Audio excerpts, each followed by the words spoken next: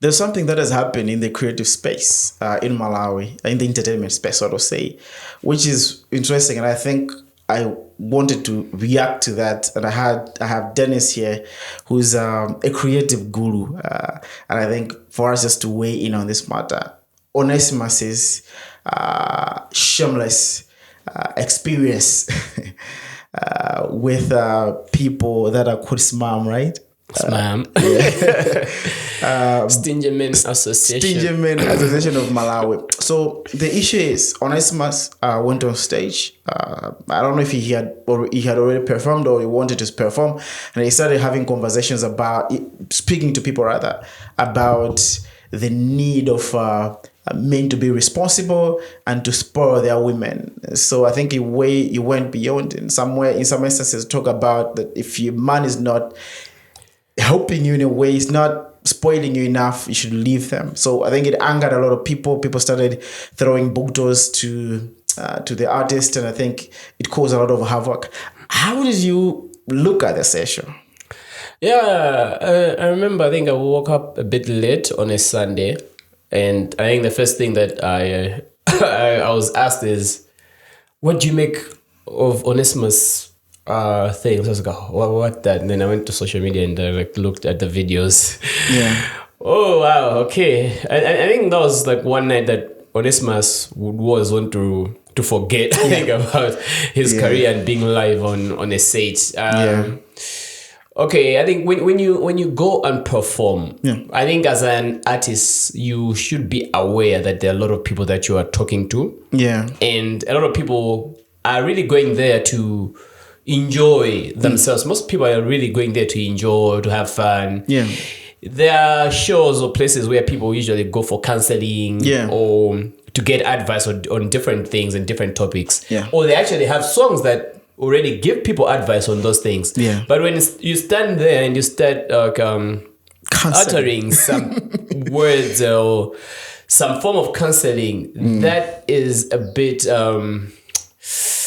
I think it goes way beyond what you were asked to do. Yes, it's good to communicate to your audience, to speak things and whatnot, but I think he went beyond what was necessary at that particular time, because as an artist he was supposed to actually just read the reaction when you started talking, because he talked for like some time. I don't know if he was trying to do sound check. I don't know if he was just trying to like create a breather, but people started screaming to him to like just stop, tamango imba iwe before everything else, and he kept telling people to listen. Listen, like these people are already here to listen to your songs. They're not ready to listen to your advice and stuff. So do what you've been booked to do. This is what people are coming here for. They're drinking. Yeah, they're having fun. It's a launch of an alcoholic brand. Yes. So I think you didn't read the moment. Yeah, you didn't read the moment, because when you're having a conversation or when you're trying to talk to people, you also want to understand the situation which they are in. Yeah. One, it is a cheap show in some way. I wouldn't. It was an affordable. It was a very, very affordable show. Actually, I think not even just affordable. It was a free event. It was more like a free show. Because when you go in there, you're getting alcohol at the gate. Yeah. When you pay, and that was like already half of what you're supposed to pay. And when you go in there, when you buy, I think, a number of bottles, you are going to get free nsima with beef. And for like, so everybody would really just want, if everybody who drinks would just want to, like, today I've decided to go and drink there because so I think it was a wrong environment to utter those words. If he had gone to a ladies' events where there's like something at the lake, ladies are having fun, or it was something to do like with weddings where there's love being celebrated, and it's where people actually want to show and listen to those kind of things. You say that, people will be like, oh yeah, I think we're not doing enough, but not where people are actually going to launch a rebranded alcoholic drink and they've been drinking the whole day. Yeah. But of course, the situation, let me now turn to the other side of the issue. The situation where people now are so angry and now are reacting to someone on stage is now coming in right now. So let's take it from the Chris Rock perspective, where Chris Rock, we know about the Oscars. He was beat. He was slapped by Will Smith because he had said something, a comment, a joke about the wife to Will Smith.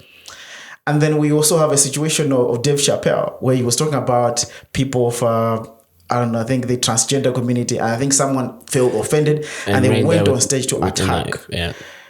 This is a scenario where people now have also heard someone talking about something that they don't like because they feel that they are not being respected in a way. Instead of reacting in a different way, which is maybe dialogue later or having a conversation, or people saying, okay, we're gonna maybe deal with him later by not going to his shows anymore or some sort. People are now leaving those places and they're now fighting. I don't like this trend, honestly. I feel like it's going out of hand. How would you look at the whole situation from that lens? Okay, the first thing is, I think with time, things have really changed. Luckily, we have got something to point to. The COVID pandemic. I don't think the world is the same as it was before COVID. 2 years ago, people had less anger issues. People had less anxiety issues. When the COVID pandemic hit, and people were forced to stay home, to like all these restrictions, I think created a space in people's brains to start processing things in a different way. So there's anger. Okay, it's not just that. There are a lot of people that have lost their jobs. There are a lot of people that never made money during the pandemic. So people are still trying to get back to life. There are people that have lost loved ones. People that they saw today, happy, tomorrow, they are gone.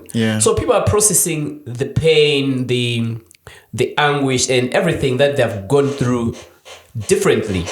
And depending on your mental ability to process things, people are bound to react for so many reasons. I think people have also even lost the fear for death somehow, because they've seen people die like it's normal to die. Like COVID just like brought in everything. And when people react to that, you know it's something that has to do with the mental capacity and their ability to tolerate some things. The example that you have given of Will Smith, that was his biggest night. He knew probably I would be going there to win the Oscar, and I've never won it.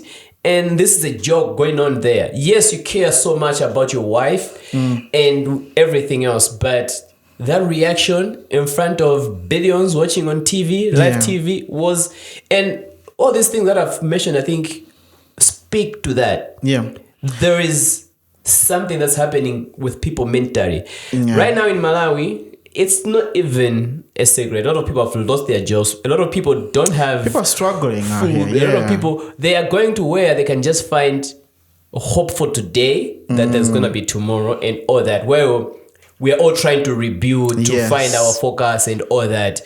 And that's the reaction now happening on stage. So people are angry. Even now, if you post something on social media, people are bound to just come on you, attack you for They're not even attack you. People just come attack you. People are walking with anger, with bitterness, and they look for anyone who they can they're looking for a place where they can offload.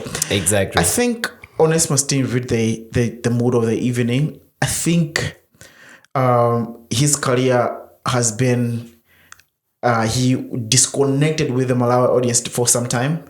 He might not follow, but also he took advantage of his place of comfort and to attack other people who don't have access to what he has as a person. And I think it's one of the lessons that we need to have as well as people, that whenever you are at a good place, you need to respect and also understand other people, their situations, their struggles and all that. So you are able to relate with them in a better way.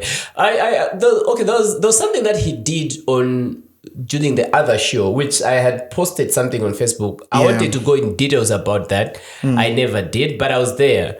And at that day, I thought this was an artist who understood where he was, the situation, and how people would react, and how he wanted to make sure that he creates it right there and creates two different scenarios. During the KOK album launch, ONESIMUS went there, and during his act, he called a girl onto the stage, and he was dancing with this girl, like very free girl, and it was like really into this show, so he was making all these stretching dances, and ONESIMUS was like, no, this is too much, I've never seen something like this. He took out his bunch of 2,000 kwachas and started like splashing on the girl, like making rain thing and all that, and people loved it, people that love that kind of thing. And then right there, some people were like, oh, that gospel artist, look at what he's encouraging, and why are you still on stage doing that? And then when he was about to perform, what's his song?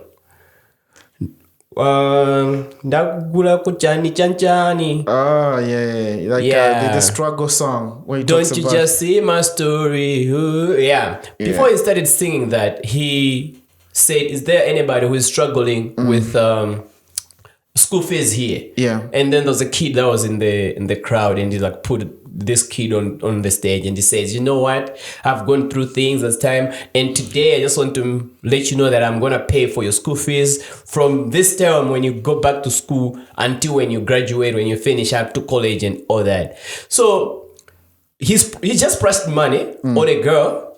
For other people, it was like, what you gunja? And then he twisted the right whole there. event. He like changes the plot.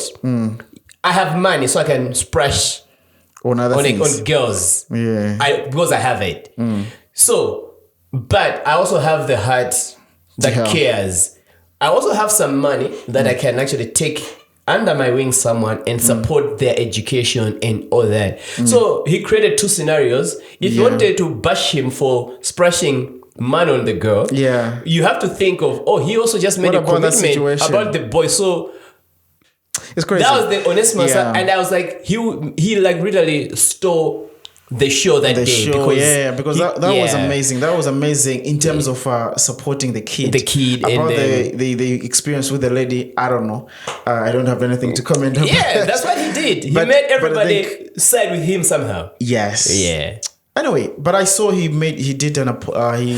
they produced an apology. I think it's the management. They did a good apology. It was quite sincere. The way it was looking, I think they really sounded so involved and so invested in the thing. And I looked at times 360, and I saw that it was sponsored. So I assume even the management went on to make sure that that post on Facebook, so that at least people really get the message. I love the gesture, and it's the same thing. Honestly, I think he's just shrewd. He's like that.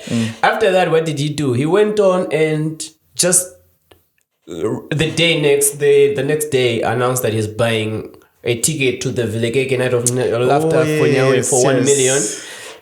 That's knowing like, okay, I messed up. How do I correct things? So like, I'm supporting this lady. I have respect for everybody. I have respect for So he still knows how to play his cards here and there. That day it was just an issue of a very bad day. If it is a PR thing, maybe they will continue doing it, but I hope he learns his lesson. He has a lot of people. No, but you don't do PR that way, because that reaction was bad. Those bottles could have like injured him. They can cause damage. And they did damage to the equipment. And I heard that some people also were injured. The bouncers. Super DT got a cut on his leg. Was it somewhere? So it's crazy. But anyway, I hope this is gonna be different from now going onwards. Cool.